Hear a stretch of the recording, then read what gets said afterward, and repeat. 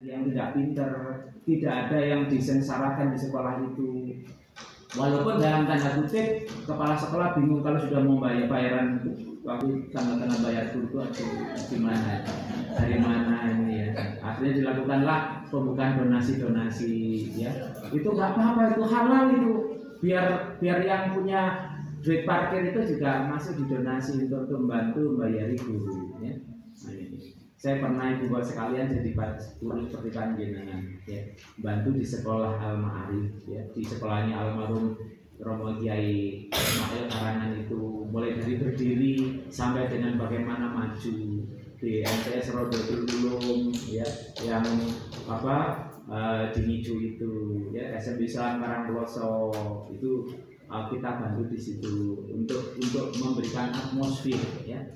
Intinya itu Bapak sekalian ya, kalau kita sekarang itu masuk dalam dunia baru yang disebut dengan pelajar Pancasila, itu sebetulnya ada 6 kekuatan yang harus dibangun oleh sekolah itu melalui pengelolaan pendidikan. Kenapa sih beriman, bertakwa kepada Tuhan Yang Maha Esa dan berakhlak mulia itu kok terus-menerus dituangkan di dalam nilai-nilai karakter, bahkan menjadi nilai utama di pelajaran Pancasila? Apakah murid kita itu belum beriman? Apakah murid kita belum bertakwa? Apakah tidak punya Tuhan Yang Maha Esa? Apakah belum berakhlak mulia? Ternyata jawabannya Bapak sekalian, dari berbagai riset yang kami temukan itu, guru kalau over kognitif ngajarnya, jadi ngajarnya itu hanya transit pengetahuan saja, maka anak hanya dapat pengetahuan, tidak mendapatkan sikap, tidak dapat psikomotor. Dampaknya dari overkognitif itu adalah dekadensi moral. Hari ini hati-hati Bapak sekalian, hari ini hati-hati. Kita tidak boleh lengah dengan murid kita. Nanti kalau sudah masuk, ya, kalau nggak ada BP, karena perguruan tinggi yang melahirkan BP, bimbingan penyuluhan, itu sudah nggak buka prodinya atau jurusannya, sehingga kebutuhan guru BP di sekolah itu di Indonesia sangat banyak. Guru negeri di sekolah negeri aja loh, satu guru BP harus berhadapan dengan 1000. Akibatnya apa? Kalau ada kasus baru ditangani. Selalu ketika bola datang tidak menjemput bola, karena sudah kewalahan dengan berbagai kasus yang ada. Dan dampak yang bisa kita potret hari ini adalah masalah dekadensi moral.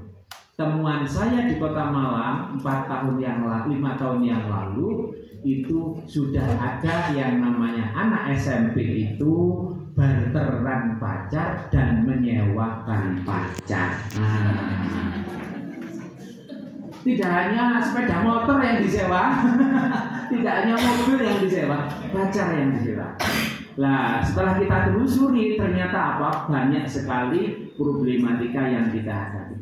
Itu kayaknya ya, pendidikan agama kita nggak cukup kita berikan. Tetapi implementasi pendidikan agama itu loh yang perlu. Sehingga kalau ada sekolah pagi-pagi masuk kemudian semuanya baca Asmaul Husna, mudah-mudahan itu menjadi penetralisir dari perilaku-perilaku yang menyimpang murid-murid kita. Ketika jam-jam tertentu anak diajak sholat duha bersama-sama berjamaah, mudah-mudahan itulah implementasi untuk mengisi afektif spiritual kita, sekaligus psikomotoriknya, membelajarkan pada hal yang benar. Karena Bapak Ibu sekalian, hari ini kita juga dikenalkan dengan yang namanya kebineka atau kebinekaan global. Artinya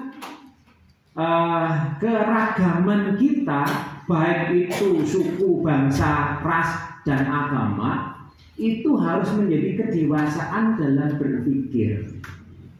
Supaya apa? Supaya kita tidak mudah diadu domba.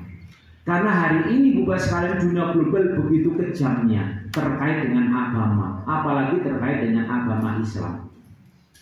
Kita kalau kemana-mana yang ada nama-nama dari nama teman kita yang teridentifikasi ada namanya kesangkut dengan nama-nama yang diduga sebagai teroris, itu pasti di negara itu akan ditanya banyak, tidak cukup 1 jam.